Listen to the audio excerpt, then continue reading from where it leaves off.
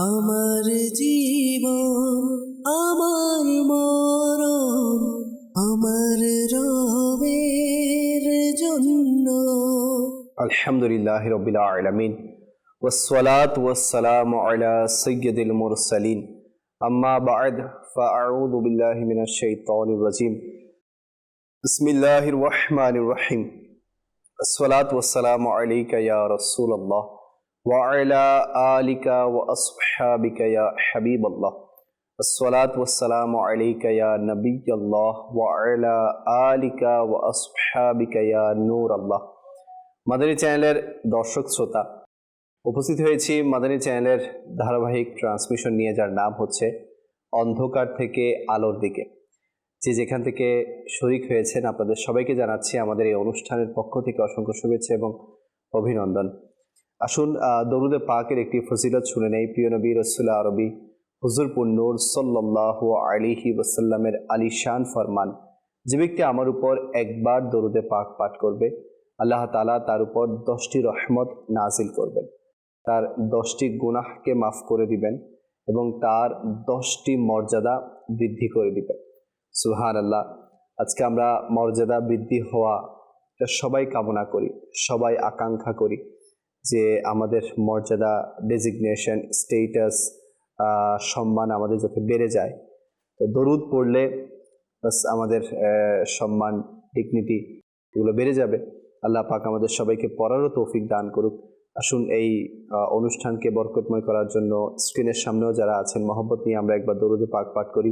সাল্লু আলাল হাবিব সাল্লাল্লাহু আলা মুহাম্মদ সাল্লাল্লাহু আলাইহি ওয়াসাল্লাম সালাতান ওয়া সালামান আলাইকা সাইয়্যিদি সাইয়্যিদি ইয়া রাসূলুল্লাহ। প্রিয় ইসলামী ভাইরা, এই অনুষ্ঠানে আমরা একটি বিষয়ের উপর আলোচনা করে থাকি।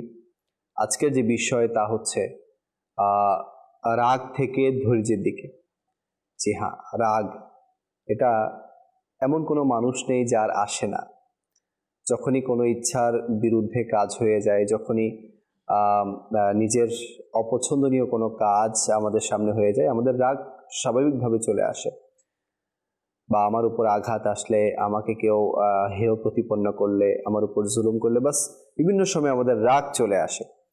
তো রাগ আসা এটা স্বাভাবিক, কিন্তু রাগ আসার পরে যা যা হয়ে যায়, তো ইসলাম এ সম্পর্কে কি বলে, আর রাগ আসার ফলে আমরা কত প্রকারের গুনাহ করে থাকি, কোন কোন গুনাহ আমাদের দ্বারা হয়ে যায়, সেটাও আজকে ইনশাআল্লাহুল কারীম চিহ্নিত হয়ে যাবে।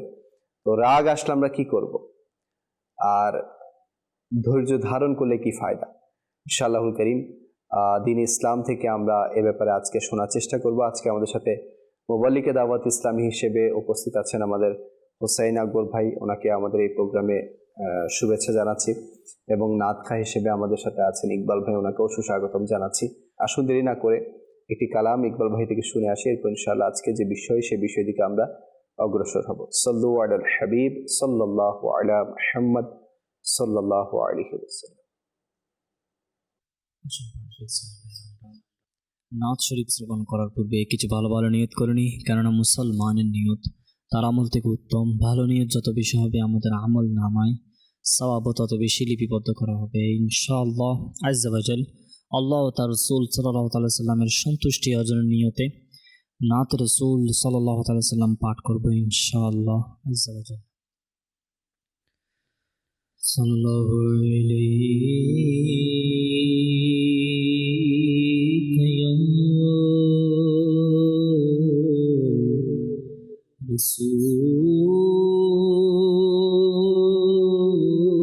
রাসূলুল্লাহ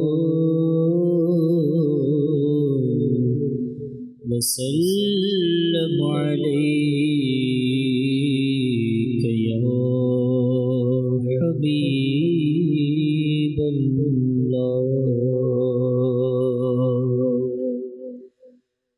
मैं तो मालिक ही कहूँगा कि वो मालिक के हबीब।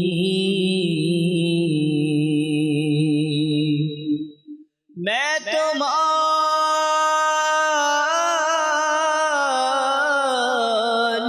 ही कहूँ گا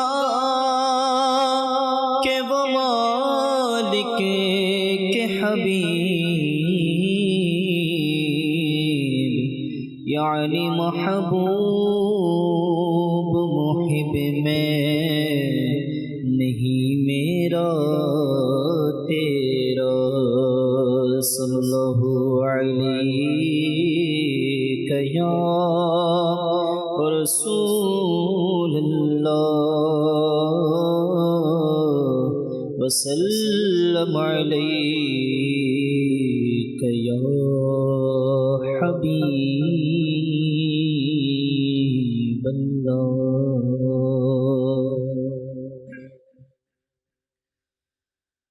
تو شمع رسالت ہے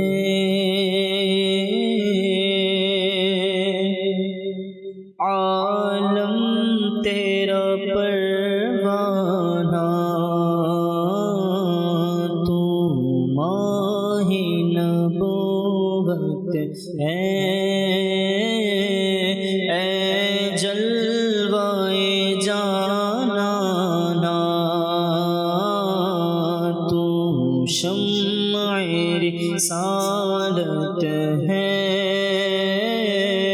عالم تیرا پروانہ تو ماہ نبوت ہے اے جلوائے جانانا جو ساقی کوثر کے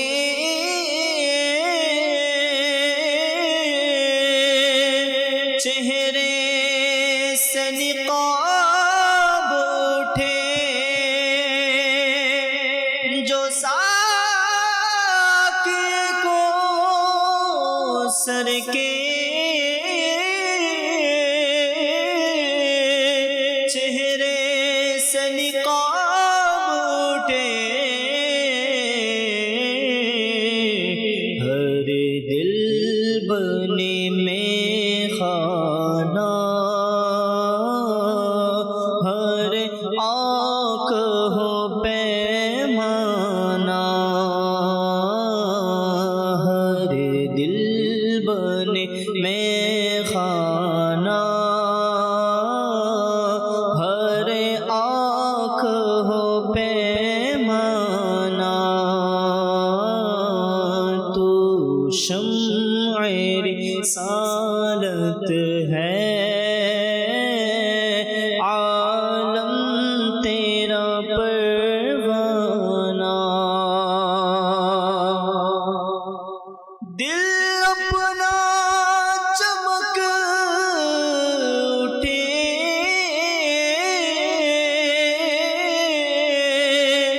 ایمان کی طلعت سے آقا آقا پیارے آقا مدنی آقا دل اپنا چمک اٹھے ایمان کی طلعت سے کرے آنکھیں بھی نورانی اے جلوائے جانانا کرے آنکھ بھی نورانی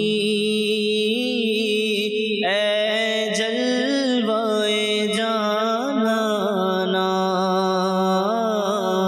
تو شمع رسالت ہے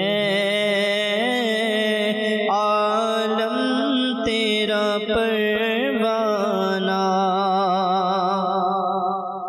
اس در کی حضوری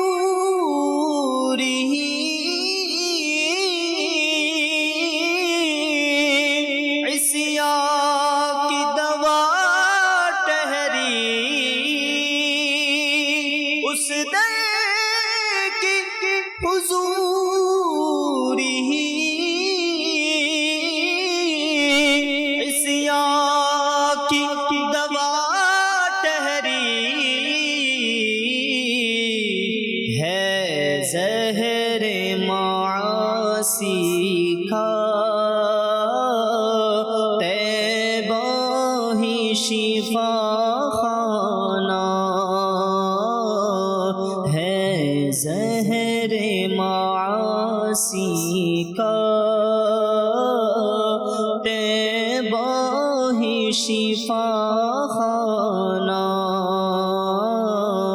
तू शम्अ रिसालत है आलम तेरा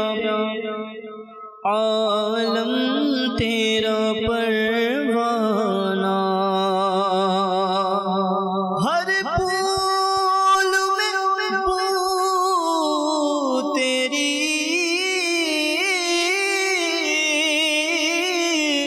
हर शमा में जू तेरी बुलबुल है तेरा बुलबुल परवाना है परवाना परवाना है परवाना बुलबुल है तेरा बुलबुल परवाना है परवाना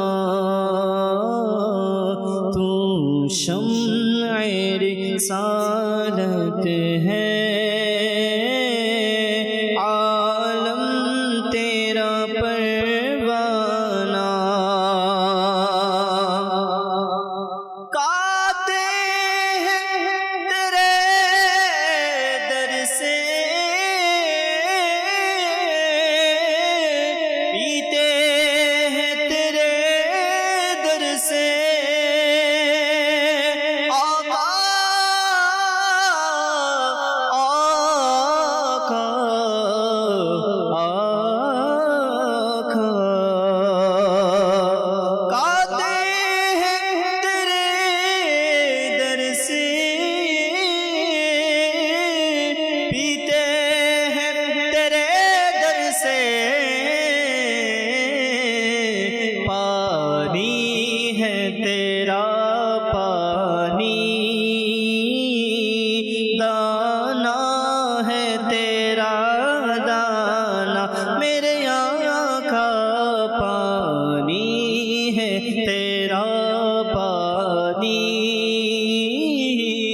दाना है तेरा दाना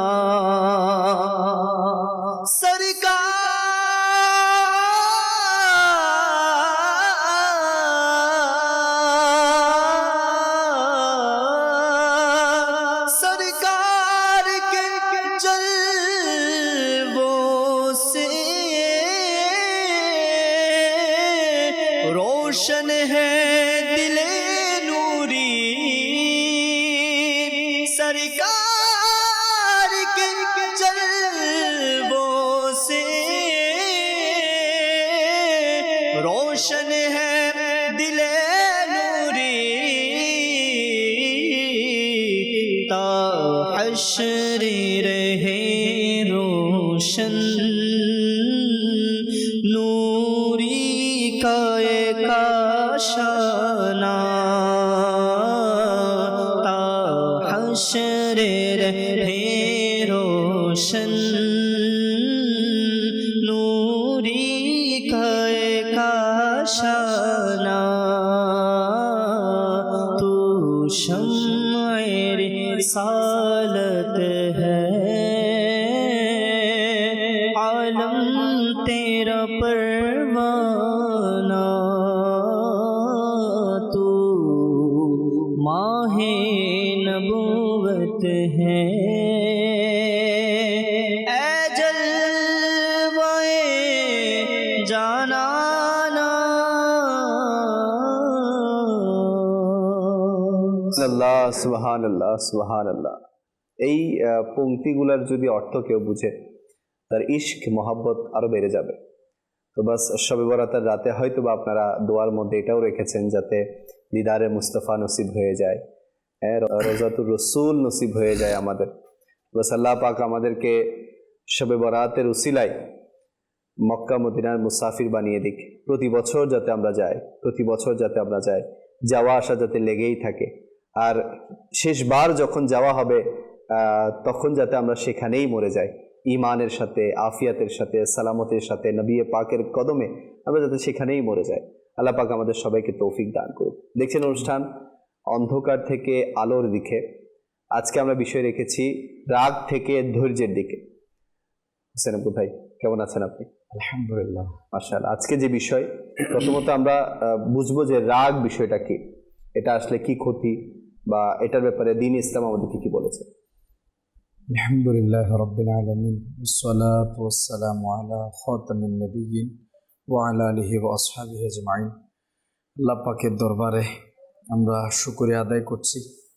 আজকে আমাদের অত্র অনুষ্ঠানে রাগ থেকে ধৈর্যের দিকে, মাশাআল্লাহুল কারীম, এই রাগ সম্পর্কে পবিত্র কোরআনে পাকে, হাদিসে পাকে এবং বিভিন্ন আল্লাহ পাকের ওলিগণ যারা ছিল, সাহাবাই কেরাম, তাবেঈন, তবে তাবেঈন, বড় বড় সলফে সালেহিনগণ, তাদের জীবনী থেকে যদি আমরা দেখি তাহলে ইনশাআল্লাহুল কারীম আমাদের যে রাগ থেকে একটা ধৈর্য, আজকের বিষয়টাও হচ্ছে রাগ থেকে ধৈর্যের দিকে। জি, সুবহানাল্লাহ। দেখেন দুইটার সাথে মিল আছে। হ্যাঁ, মিল আছে। এবং রাগ এটা হচ্ছে সাধারণত মানুষের ফিতরতের মধ্যে, অনুভূতির মধ্যে এটা। তো এই রাগ আসাটা একেবারে হারাম নয়। অনেকে এই রাগকে হারাম মনে করে, কিন্তু এই রাগ আসার পরে আমরা এটাকে, রাগকে আমাদেরকে কন্ট্রোল করবে না, আমরা রাগকে কন্ট্রোল, নাকি আমরা রাগকে কন্ট্রোল করব? সুবহানাল্লাহ, খুব সুন্দর কথা। এই জিনিসটা কিন্তু খুবই গুরুত্বপূর্ণ, মোস্ট ইম্পর্টেন্ট এই জায়গার মধ্যে। তো রাগ তো আসবে, মানুষ থেকে রাগ, এটা সাধারণত ভাবে আল্লাহ পাক ফিতরতের মধ্যে এটা রেখে দিয়েছে। তো এই রাগ দেখেন, যদি আমরা যথাযথভাবে যদি ধৈর্য ধারণ করতে পারি তাহলে আমরা সঠিক পথ এটা পাবো। আর যদি এর রাগের বশবর্তী হয়ে যদি শয়তানের পতঙ্গ অনুসরণ করতে যদি চলে যায় তাহলে আমাদের জন্য ধ্বংস। আল্লাহ আল্লাহ। যেমনটি রাগের কারণে মানুষ সম্পর্ক ছিন্ন করে ফেলে, রাগের কারণে আপন স্ত্রীর সাথে তালাক পর্যন্ত হয়ে যায়, রাগের কারণে আত্মীয়তা ছিন্ন করে, রাগের কারণে মাআযাল্লাহ মানুষ ঈমান থেকে খারিজ হওয়ার সম্ভাবনাও আছে। এই রাগের কারণে কি থেকে কি না করে ফেলে মানুষ। পক্ষান্তরে যদি আমরা ধৈর্য দেখি, ধৈর্যের কারণে মানুষ আল্লাহ পাকের নৈকট্যশীল বান্দাদের অন্তর্ভুক্ত হয়ে যায়। সুবহানাল্লাহ, সুবহানাল্লাহ। ধৈর্যের কারণে মানুষ আল্লাহ পাকের মারিফাত পর্যন্ত হাসিল করে ফেলে। সুবহানাল্লাহ। দেখেন আপনি যত বড় বড় ওলামায়ে কেরাম অথবা আউলিয়ায়ে কেরামগণ, আর আউলিয়া তো সবাই ওলামা আলহামদুলিল্লাহ, তো ওদের জিন্দেগির মধ্যে যদি আমরা দেখি, ওরা ধৈর্যের কারণে আল্লাহ পাকের এত কাছে গিয়েছে। কেন যাবে না? যে ধৈর্য সম্পর্কে, যে রাগ সম্পর্কে আমার আল্লাহ পাক নিজে পবিত্র কোরআনে পাকের সূরা আল ইমরানের 134 নম্বর আয়াতের মধ্যে আমার আল্লাহ পাক এভাবে ইরশাদ করছেন, আউযু বিল্লাহি মিনাশ শাইতানির রাজিম, আল্লাযীনা ইউনফিকুনা ফিস সাররাই ওয়াদ দাররা।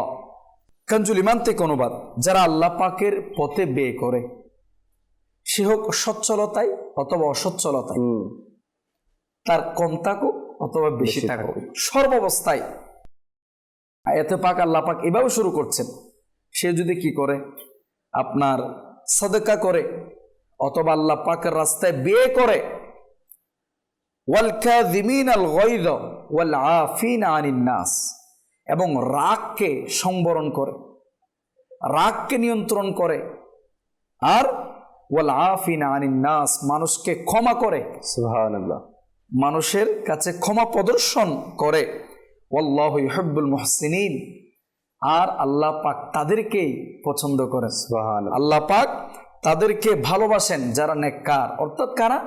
যারা সচ্ছলতায় বলেন অসচ্ছলতায়, উভয় অবস্থায় আল্লাহ পাকের রাস্তায়, আল্লাহ পাকের পদে ব্যয় করে। সুবহানাল্লাহ। এটা হচ্ছে নাম্বার 1, আয়াতে পাকের দিক আমাদের ইঙ্গিত করছে। নাম্বার 2 হচ্ছে যারা রাগ আসার পরে সংরক্ষণ করে, রাগকে কন্ট্রোল করে, সংবরণ করে। এবং নাম্বার 3 হচ্ছে যারা মানুষকে ক্ষমা করে। সুবহানাল্লাহ। এখানে যে রাগ বিষয়টা না, রাগকে নিয়ন্ত্রণ করার মধ্যে প্রাথমিক পর্যায়ে 3টা জিনিস চলে আসে। নাম্বার 1, এর রাগকে যে জায়গার মধ্যে রাগ করা উচিত নয়, ওই জায়গার মধ্যে যদি রাগকে সংবরণ করতে পারে, কন্ট্রোল করতে পারে, তাহলে সর্বপ্রথম আল্লাহ পাকের সন্তুষ্টি এখানের মধ্যে রয়েছে। সুবহানাল্লাহ। সেই জন্য তো আমার আল্লাহ পাক বলছে ওই ব্যক্তিদেরকে মুহসিনিনদের অন্তর্ভুক্ত আমার আল্লাহ পাক করেছেন। সুবহানাল্লাহ। এই মুহসিনিন যারা, এরাই তো আউলিয়া কেরাম, এরাই তো সুহাদা, এরাই তো আল্লাহ পাকের নৈকট্যশীল বান্দা। তো আমরা যদি প্রথম আয়াতের অংশের মধ্যে আল্লাহ পাকের রাস্তায় সচ্ছলতার সাথে অসচ্ছলতা অবস্থায় ব্যয় করা, আমরা সবসময় যেন দান সৎকা আল্লাহ পাকের রাস্তায় করি। আমাদের প্রতিনিয়ত যেন আমরা আল্লাহ পাকের পদের মধ্যে আমরা ব্যয় করি, যতটুকু আছে, সেটা হোক 1 টাকা, সেটা 2 টাকা, আপনার সামর্থ্য অনুযায়ী। এখানে হোসেন আকবর ভাই, আল্লাহ পাক বান্দার কোয়ালিটি দেখে না, খুলুসিয়াত দেখে। জি, অনেকে 1 লাখ টাকাও দিচ্ছে, হ্যাঁ, আপনি লক্ষ কোটি টাকা দিয়ে দিচ্ছেন, কিন্তু এখলাস নাই, দেখানোর জন্য হচ্ছে। এটা তো শিরিক আসগর। শিরিক যে আছে, শিরিক 2 প্রকার। শিরিক আসগরের মধ্যে রিয়া একটা, শিরিক আসগরের মধ্যে চলে আসতেছে।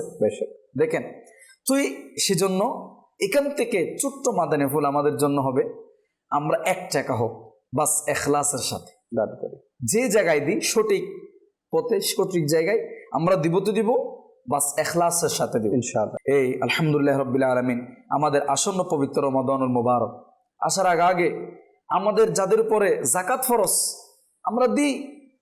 সাহাবাই কেরামের পদ্ধতি এটাই ছিল, আল্লাহু আকবার, যাদেরকে দেওয়ার তাদেরকে দিয়ে দিতেন, যারা একটু সচ্ছল ছিল, অসচ্ছল তাদের দিয়ে দিতেন। কেন?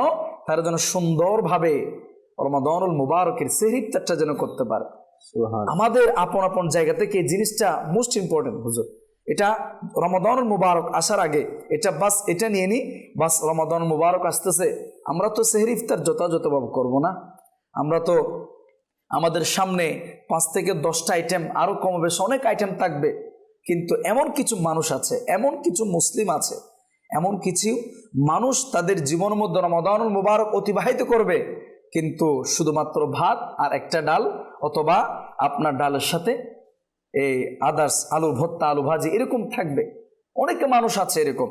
তো আমরা যদি আমাদেরকে যাদের সামর্থ্য দিয়েছে, বাস এই আয়াতে পাকের প্রথম অংশের উপরে আমল করতে গিয়ে যদি আমরা এই আমলটা করতে পারি। আমার এই ভাই আছে অনেক অসচ্ছল, আমার আত্মীয় স্বজন আছে অনেক, আমার কাছের মানুষ আছে, আমার সমাজ আছে, আমার তো অনেক কিছু আছে, কিন্তু আমি যদি আল্লাহ পাকের সন্তুষ্টির জন্য এই মানুষগুলির দিকে একটু দৃষ্টিপাত করি, আমার কারণে যদি একজন মুসলমান যথাযথভাবে সেহরি ইফতার মধ্যে যদি চলে আসতে পারে, যদি করতে পারে, ইনশাআল্লাহুল কারীম এটা আল্লাহ পাকের দরবারে অনেক বড় কাজ হবে। এটা আমাদের জন্য দুনিয়া এবং আখিরাতের জন্য নাজাতের জরিয়া হতে পারে ইনশাআল্লাহুল কারীম। এরপর 2 নম্বর পয়েন্ট হচ্ছে ওয়াল কাযিমিনাল গায়জ, যারা রাগ সংবরণ দমন করে এটার ক্ষেত্রে, এবং ওয়াল আফিনা আনিন নাস, মানুষকে ক্ষমা করে, ওয়াল্লাহু ইউহিব্বুল মুহসিনিন, এবং ওই ব্যক্তিরাই হচ্ছে এই কাজগুলি যাদের মধ্যে থাকবে, তারাই হচ্ছে আল্লাহ পাকের নেককার ব্যক্তি। আল্লাহ পাক তাদেরকে ভালোবাসেন। এখানে আপনার যেটা ক্ষমার বিষয় বলতেছেন, এই রাগের মধ্যে ক্ষমার সাথে কিছুটা সম্পর্ক আছে। এটা সম্পূর্ণ, হ্যাঁ, মানে 3টা বিষয়ের মধ্যে আমি একটা বলেছি, আল্লাহ পাকের সন্তুষ্ট 1 নাম্বার, 2 নম্বর হচ্ছে ক্ষমার যে বিষয়টা। এটা কিভাবে? কিতাবের মধ্যে আসছে, রওয়ায়াতের মধ্যে হযরত হাসান মুজতবা রাদিয়াল্লাহু তাআলা, ওনার কাছে কিছু মানুষ মেহমান ঘরের মধ্যে তাশরীফ আনলেন, সবাইকে নিয়ে, মেহমানদেরকে নিয়ে খাবার জন্য বসলেন।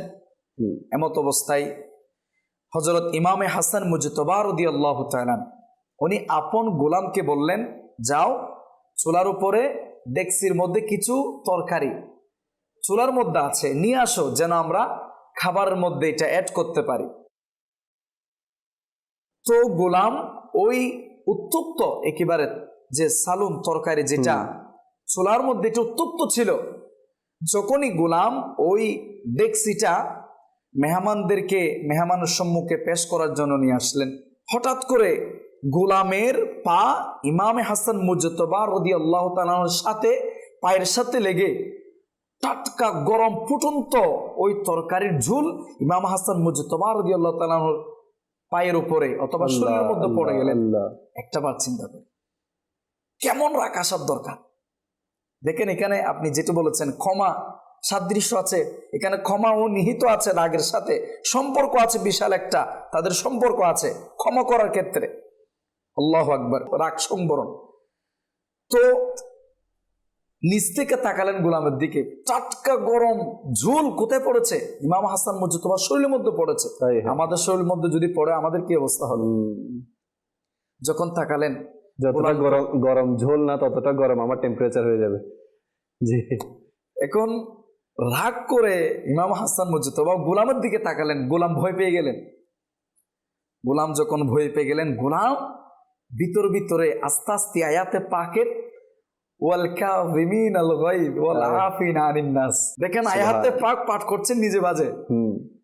আর মালিকটা কেমন সে বুঝে গিয়েছে। আল আকিলু তাকফিল ইশারা, জ্ঞানী মানুষ কি ইশারা যথেষ্ট। সুবহানাল্লাহ। দেখেন এই জায়গায় ইমাম হাসান মুজতবার এমন রাগ, চোখ লাল, একদম কি অবস্থা হবে আমরা তো বুঝতে পারতেছি। গোলামের দিকে যখন তাকালাম, গোলাম যখন ভিতরে একেবারে অনুনয় বিনয়ের সাথে বলছিলেন ওয়াল কাযিমিনাল গায়ব ওয়াল আফিনা আনিন নাস, তাদের আল্লাহ পাক, তাদের আল্লাহ পাকের কাছেও ব্যক্তি গ্রহণযোগ্য প্রিয় যারা রাগকে সংবরণ করে এবং মানুষকে ক্ষমা করে। দেখেন রাগ উঠেছে আর এখানের মধ্যে ক্ষমা এটা নিহিত।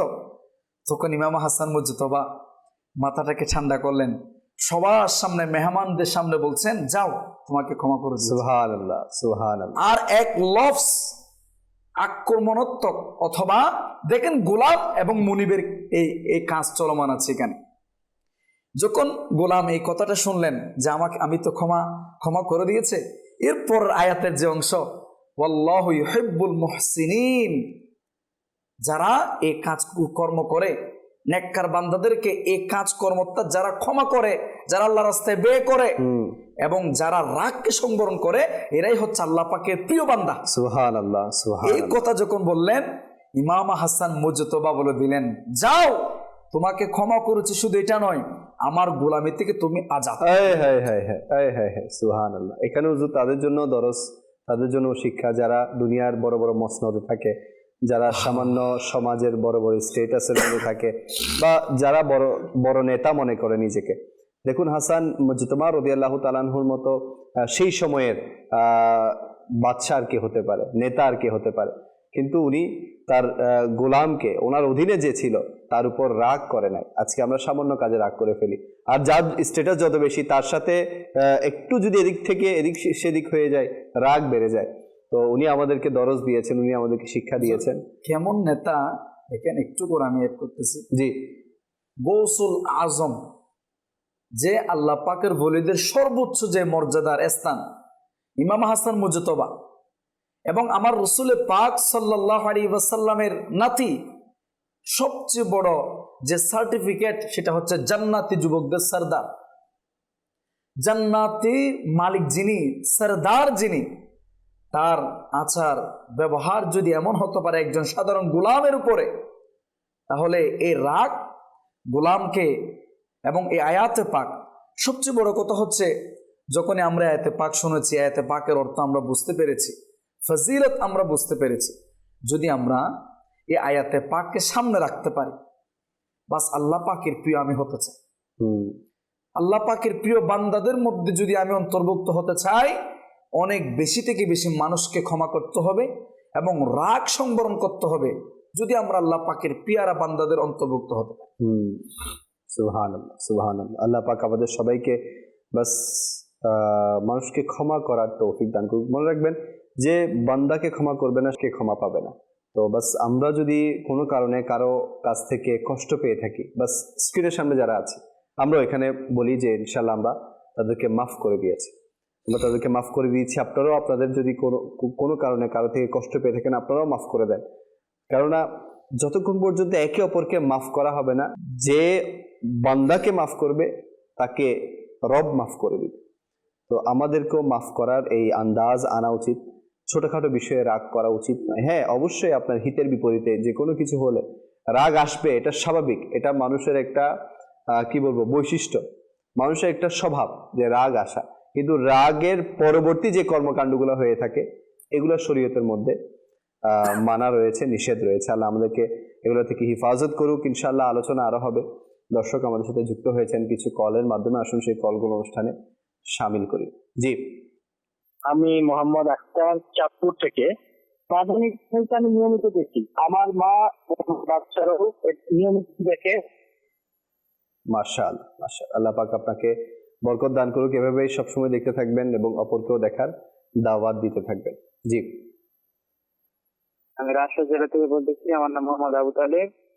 আমি অনুষ্ঠানটি দেখতেছি, আমাকে দেখে ভালো লাগতেছে, আলোচনা হইতেছে, এটা শুনতে ভালো লাগতেছে। মাশাআল্লাহ মাশাআল্লাহ। জি, পরবর্তী। আমার নাম মোহাম্মদ তৌফিক, আমি গাজীপুর হারিগিন থেকে বলছি।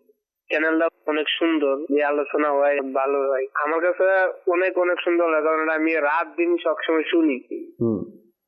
মাশাআল্লাহ মাশাআল্লাহ। জি, পরবর্তী। গাইবান্ধা থেকে বলছি, আমি মাদানী চ্যানেল দেখি, আমার অনেক ভালো লাগে। আমি একটা গজল শুনতে চাই, চ্যানেল মাদিনা গানের মাদিনা। মাশাআল্লাহ, আমাদের সাথেই থাকবেন, আমরা চেষ্টা করবো। জি, পরবর্তী। সাইয়্যিদ ইমাম শাফি, রংপুর। আমি একটি গজল শুনতে চাই, নবীর আগমন মারহাবা। আচ্ছা, মাশাআল্লাহ, আমাদের সাথেই থাকবেন, আমরা চেষ্টা করব আপনার অনুরোধ রাখার জন্য। সোশ্যাল মিডিয়াতে যুক্ত হয়েছেন মারুফ উদ্দিন আকিল ভাই, মাশাআল্লাহ। মতিউর রহমান ভাই আছেন, উনিও বলছেন যে ভালো লাগছে অনুষ্ঠান এবং নাচ শুনতে চেয়েছেন। শাহ আলম ভাই আছেন, উনিও প্রবাস থেকে যুক্ত হয়েছেন। বরকত ইসলাম ভাই, উনি আছেন আমাদের সাথে, আর অনেকে আছেন। আল্লাহ আপনাদেরকেও কবুল করুক। কিছু কালাম শামিল করবো ইনশাআল্লাহ, এরপর আবার আমরা আলোচনার দিকে ফিরে আসবো। জি, ইকবাল ভাই।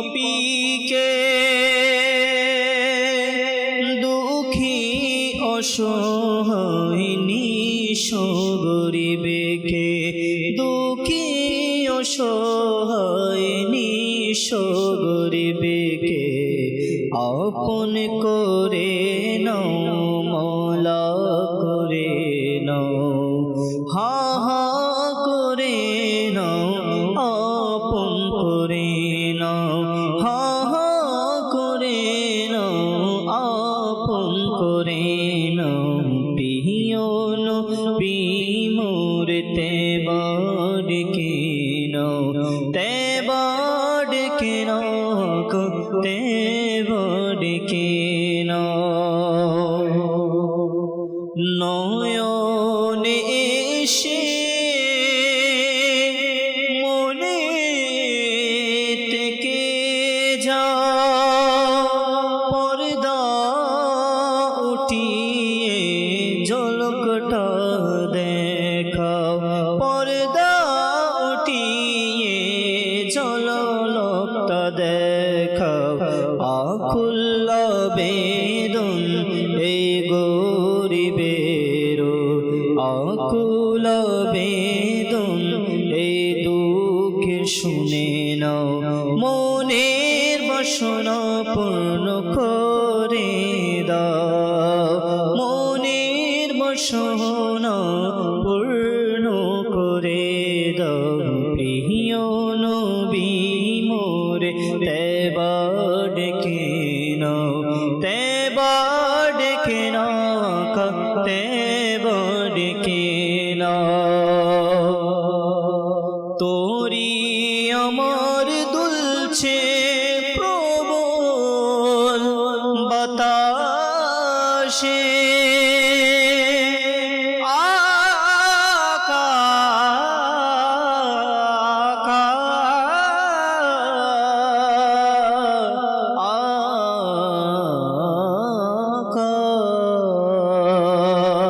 তোরি আমার দুলছে প্রবল বাতাসে নবী গো বাঁচাও এসে সমুদ্রে নবী গো বাঁচাও এসে সমুদ্রে উদ্ধার আমারে তুমি করে নাও উদ্ধার আমারে তুমি করে নাও আমার বাঁচাও আমার বাঁচাও আমার বাঁচাও আমার বাঁচাও প্রিয় নবী মোরে তেবা ডেকে নাও তেবা ডেকে নাও তেবা ডেকে নাও ইয়া রাসূলুল্লাহ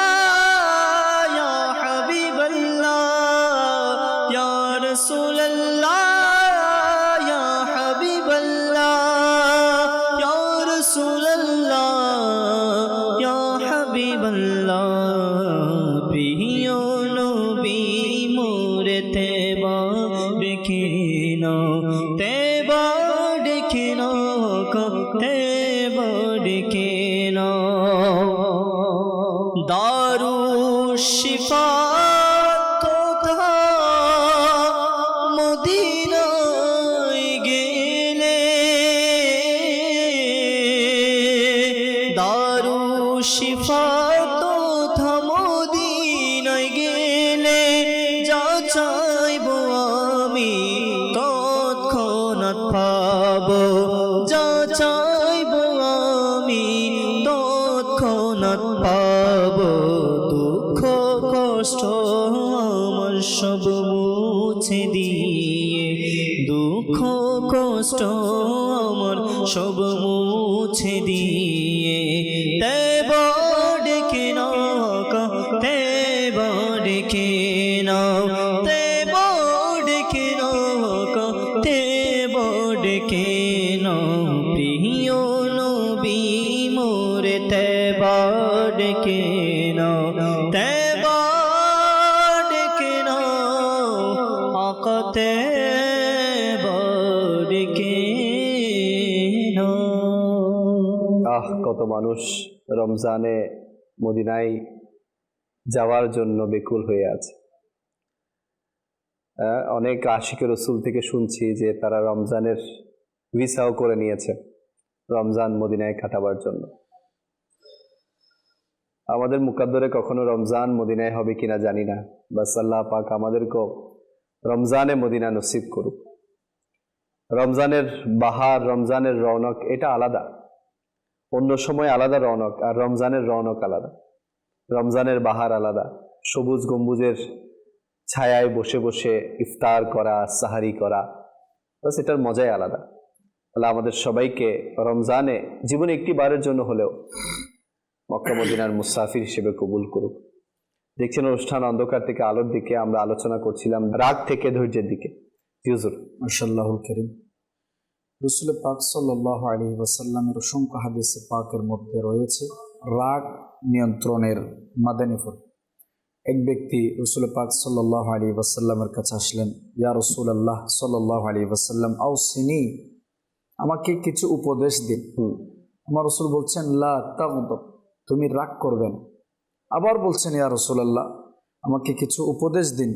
বারবার যখন আর্জ করলেন, বেশ কয়েকবার, আমার রাসূল ওই ব্যক্তিকে একটাই উপদেশ দিলেন যে লা তাগদাব, রাগ করবে না।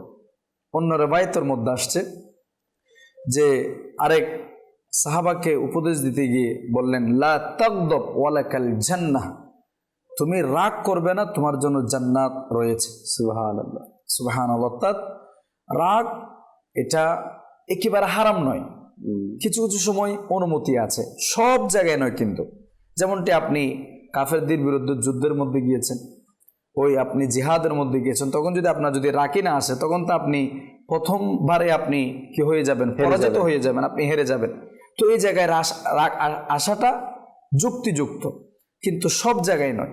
এমন যেন না হয় যে আমাদেরকে রাগ আসার কারণে, কিতাবের মধ্যে আসছে শয়তান যখন আমাদের রাগ আসে, শয়তান নাকি আমাদেরকে সেভাবে খেলে যেভাবে ছোট বাচ্চারা বল দিয়ে খেলে, মানে বলের নিয়ে করে ফেলে, যেভাবে ইচ্ছে সেভাবে করে। এই জন্যই তো বান্দা যখন রাগ আসে তখন মুখ দিয়ে কি বলতেছে সে নিজেও জানে না। পরবর্তীতে এহসাস হয়, হাই আমি কি করে ফেলেছি, হাই আমি কি করে ফেলেছি।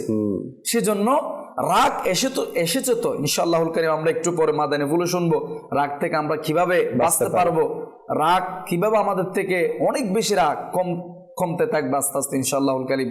যে ধৈর্য একটা, ইন্নাল্লাহা মাআস সাবিরিন, সুবহানাল্লাহ, ধৈর্যশীলদের সাথে স্বয়ং আল্লাহ রয়েছেন।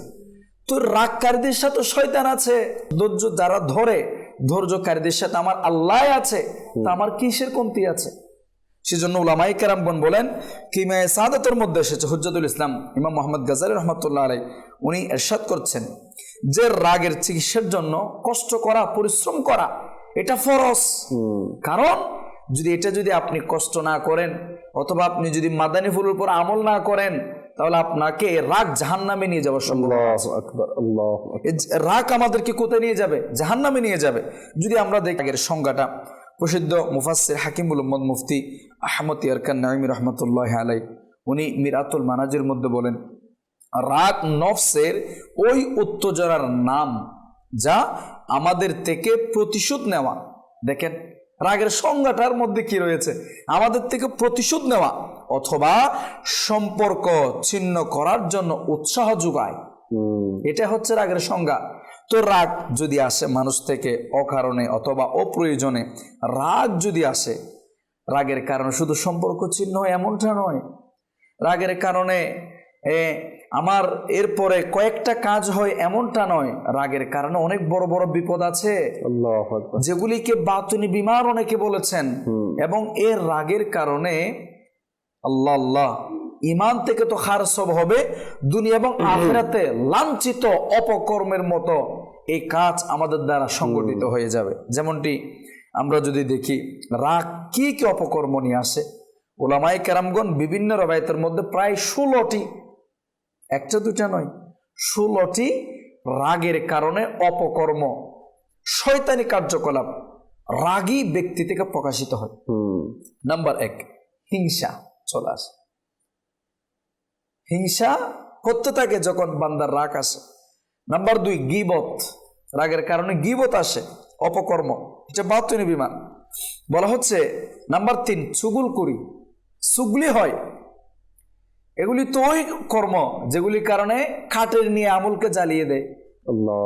কিতাবের মধ্যে আসছে কাল কিয়ামতের ময়দানে এই রূপগুলি যাদের থেকে থাকবে, কুকুর আকৃতিতে, মাদাল্লাহ শুয়োর আকৃতিতে উঠবে, নাউযুবিল্লাহ মিন যালিক।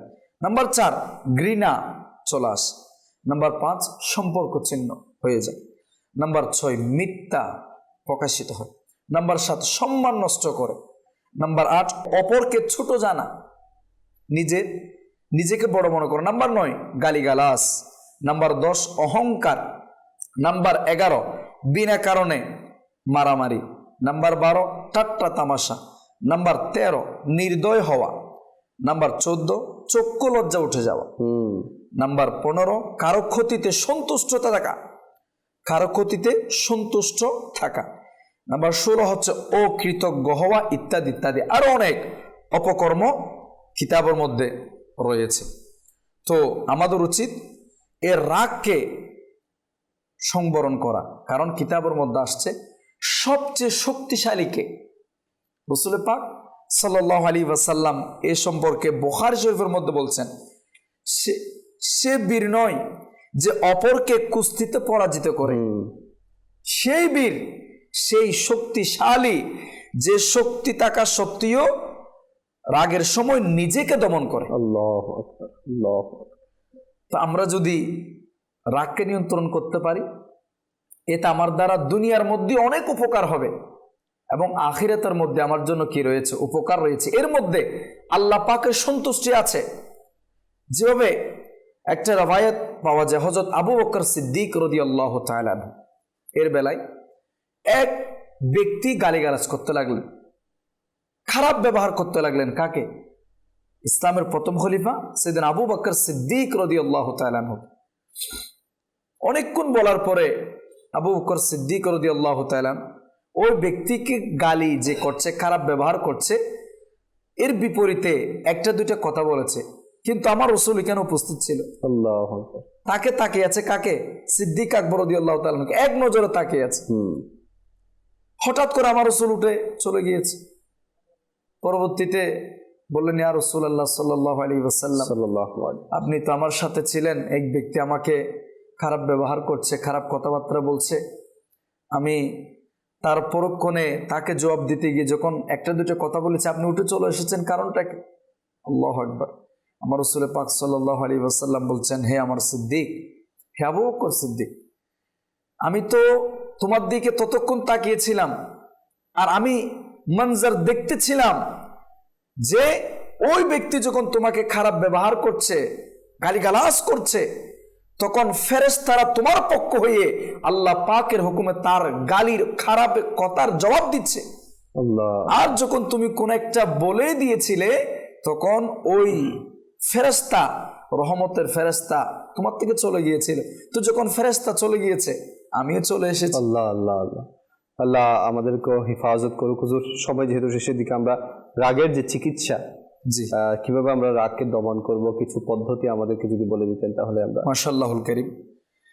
রাগ এই অভ্যাস দূর করার জন্য 4টি ওয়াজিফা যদি দেখি কিতাবের মধ্যে, জি, যার রাগ গুনাহে লিপ্ত করে, যে রাগ শয়তানির পতঙ্গ অনুসরণ করায়, তার উচিত সবসময় নামাজের পরে বিসমিল্লাহ শরীফ, বিসমিল্লাহির রহমানির রহিম 21 বার পাঠ করা এবং হাঁটতে বসতে সবসময় পাঠ করে, যেন শরীরের মধ্যে ফুঁক দেয় 21 বার বিসমিল্লাহ শরীফ। আরেকটি চিকিৎসা হচ্ছে চলাফেরার সময় কখনো কখনো ইয়া আল্লাহ ইয়া রহমান ইয়া রহিমু এটা পাঠ করা। নাম্বার 4, চলাফেরার সময় ইয়া আরহামার রাহিমিন এটা পড়তে থাকা। এবং নাম্বার 4, যেটা আমরা শুরুতে কোরআনে পাকের আয়াত শরীফ তেলাওয়াত করেছি, যেমনটি ওয়াল কাযিমিনাল গায়ব ওয়াল আফিনা আনিন নাস ওয়াল্লাহু ইউহিব্বুল মুহসিনিন, এটা প্রতিদিন 7 বার করে পাঠ করা। আচ্ছা, কয়বার? 7 বার। এটা হচ্ছে ওয়াজিফা। এবং রাগের চিকিৎসা কি? রাগের চিকিৎসা হচ্ছে, যখনই আমাদের রাগ আসবে, মনে রাখতে হবে প্রায় রাগ শয়তান থেকে আসে, তখন আমাদের উচিত আউযু বিল্লাহি মিনাশ শাইতানির রাজিম পাঠ করতে থাকা। এরপর ওয়ালা হাওলা ওয়ালা কুওয়াতা ইল্লা বিল্লাহ পাঠ করা। নাম্বার 3 হচ্ছে নিশ্চুপ থাকতে হবে, বাস চুপ, সুকু দেখতে হবে। যে চুপ রইল সে নাজাত পেল। উলামায়ে কেরামগণ কত চমৎকার বলে, এক চুপ শত সুখ। সুবহানাল্লাহ। আমার আমিরুস সুন্নাত এটাকে নারা লাগাই, এক চুপ শত সুখ। মাশাআল্লাহুল কারীম। এরপরে নাম্বার 4, ওযু করে নেওয়া, ঠান্ডা মেহসুস হওয়া। এরপরে নাকের মধ্যে পানি দেওয়া। নাকের কিতাবের মধ্যে আসছে শয়তান নাকের ডকার মধ্যে এসে ওয়াসওয়াসা দেয় যে রাগ এটা আসার জন্য, এই জন্য নাকের মধ্যে পানি দেওয়া। দাঁড়ানো অবস্থা থাকলে বসে যাওয়া, বসে থাকলে শুয়ে যাওয়া এবং নিজের মুখমণ্ডলকে মাটির সাথে ঘষতে থাকা, মাটির সাথে লাগিয়ে দেওয়া এবং চিন্তা করা, আমি কি কেন রাগ করছি? আমি তো মাটি থেকে তৈরি, আমার তো মাটি থেকে তো আমাকে তৈরি করা হয়েছে, আমি তো মাটিরই মানুষ। এই মাটিকে স্মরণ করা। নাম্বার 9 হচ্ছে যার উপর রাগ আসবে তার সামনে থেকে চলে যাওয়া, সরে যাওয়া। নাম্বার 9, চিন্তা করা যে আমি রাগ করি তাহলে অপরজন রাগ করে, তাহলে এটা তো প্রতিশোধ নেওয়ার মতো হয়ে যাবে। এবং আর শত্রুকে কখনো দুর্বল মনে না করা। এভাবে করে অনেক রাগের চিকিৎসা এসেছে। তো এবং রাগকে নিয়ন্ত্রণ করার জন্য আমাদের পরিবেশের দরকার। আপনি রাগকে তখন নিয়ন্ত্রণ করতে পারবেন যখন আপনার রাগহীন মোটামুটি আপনার বিনয়ী, নম্রতা, ভদ্রতা বা সহনশীলতা ব্যক্তিদের সাথে সংস্পর্শ চলে আসা। সেটার জন্য আমি বলবো দাওয়াত ইসলামী। দাওয়াত ইসলামের কোনো বিকল্প নেই। আপনি যদি চিরস্থায়ী যে রাগকে আপনি সংবরণ করতে চান, তাহলে আপনাকে দাওয়াত ইসলামের এই চমৎকার পরিবেশটা আপনার জন্য প্রযোজ্য। আমি সাজেস্ট আপনার জন্য করছি, আপনি যদি রাগকে নিয়ন্ত্রণ করতে চান, আপনি দাওয়াত ইসলাম সাপ্তাহিক ইসলামে চলে যান।